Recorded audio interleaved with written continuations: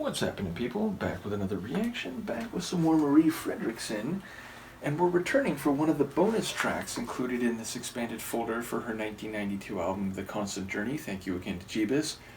And we're skipping over the first of these bonus tunes because I already reacted to it when I went through the compilation CD provided by Eric. Shout out to you. So the next one on the playlist apparently translates to "And Katrin, farewell." I mean, I assume that the first two words were indeed a name. Hello, Luca. Have you decided what you're going to do? I think she might come up. She is indeed. But yes, apparently the final word in the title means farewell, so it sounds like someone is departing. Now, of course, that could be for different reasons, and someone can be seen as departing when they pass away, so that is a possibility too, which would definitely give a different emotional color to the song. I mean, have you decided? Is that the promised land over there? Maybe she'll decide by the time we start the track. I guess she is currently deciding. But yes, I do wonder who Anne Katrin is, or Katrin, I'm not sure how it'll be pronounced. Nevertheless, my curiosity, is this a real person? Is this someone as a cultural figure? Is it a character created for the song? Is there some autobiographical element? All of these questions I don't expect an answer for because I expect this to be in Swedish, and thus I may not have any insight, but I look forward to any comments people will provide, and of course I look forward to hearing Marie's incredible voice. Let's give it a listen. This is a non-album tune by Marie Fredriksson, which Gebus has thankfully put into an expanded folder for her 1992 album, The Constant Journey. And it is, again, I think, Anne Katrin, or Katrin, Farväl.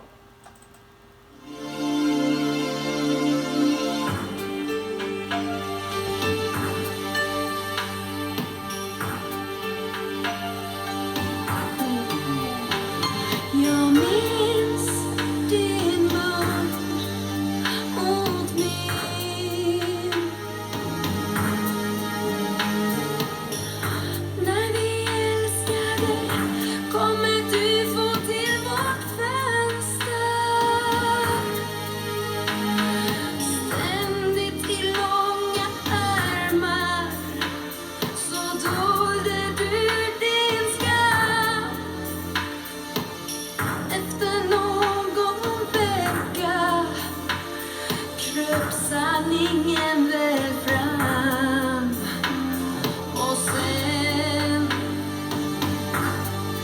första gången att det var som en lavin.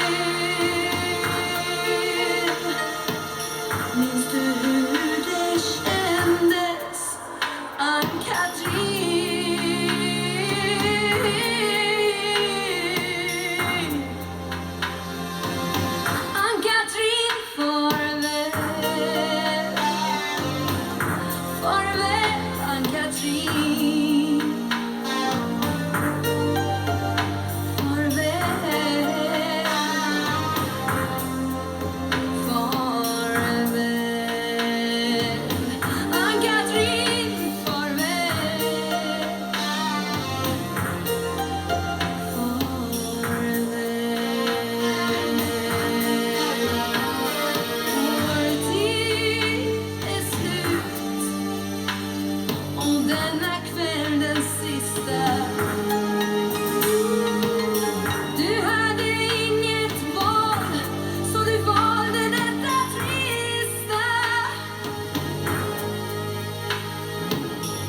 Min själ fick svarta slöjor och din själ fick massa kanter. När vi återträffades blev det vissa varianter. Paranoia, visst. Amfetamin.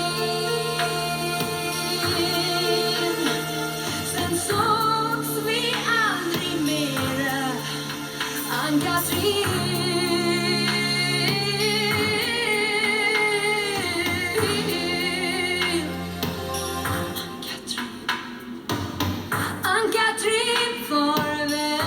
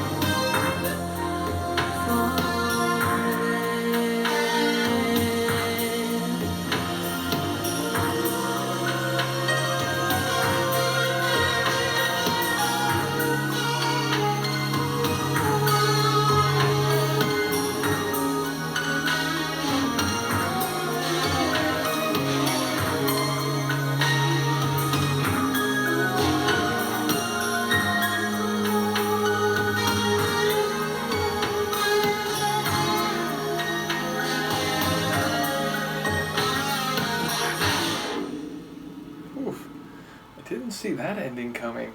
I don't mind it. It's, very dramatic end, but yeah, I thought it was gonna slowly fade out, or at the very least there'd be a, the guitar. I'm not sure about that. More on that in a moment. But yeah, I thought like the main melodic parts would cut out, and there might be sort of an ambience that would then sort of peter out naturally.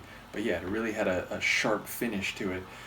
So, okay, number one, it's an incredible vocal performance, and it's another dynamic one. There's moments where she's, strong and extending and very melodically, but a lot of the track, it was almost like singing, but still with melody, like still more singing than speaking, but closer to speaking than a lot of her singing. I'm confusing myself, but yeah, it almost reminded me of like musical theater, where it's like, they're singing the lines, but it's like they're talking in a world where everyone's speech is music. And then there was even a moment there where she kind of had this whispered delivery. So yeah, it had a lot happening over the course of the song when it comes to Marie's vocals. And then again, sonically, it kind of had those like pulsing and very electric synth pads that were just giving this like underlying texture to the track. And then there was that edgy kind of melodic line, which is especially notable in the chorus, which fundamentally sounded like a guitar and probably was a guitar, but if it is a guitar proper, then it clearly had some effect on its, I don't know if a pedal or something done in post-production, but it sounded more like a synth. And in the early part of the track, I was thinking like, oh, it's sort of like an edgy guitar-like synth that's taking the place of where a real or normal guitar line would typically be in a track like this. But when it got to the second half of the tune, I began to think, no, that probably is a guitar.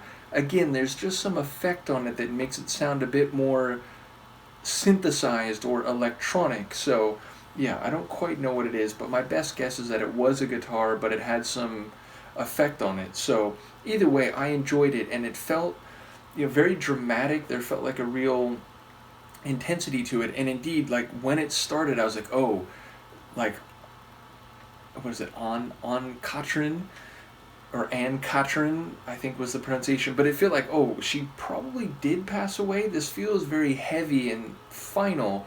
As it went along, I became less certain of that, atmospheric impression. It's obviously not based on any of the lines, because I don't know what's being said. But yeah, my confidence in the idea that maybe she did pass away has waned, or did wane, over the course of the tune. Nevertheless, a really compelling track, and I am curious of what's happening lyrically, so do let me know if you have some insights. Once again, thank you to Gebus, as well as to Eric, which I mentioned because, again, he provided the first Marie Fredriksson CD that we went through, and there's been a few tracks along the way, including one I think I forgot and I reacted to a second time, which, in my defense, when the title is in Swedish or, some other language, it's harder to remember that I've reacted to it. But as people pointed out at the time, getting more Marie, or a second dose of Marie, is not a bad thing. So, yes, I won't feel bad about that, but I do remember that. In any case, thank you again to Gebus. Let me know what you think of this one, and I will see you next time. Peace.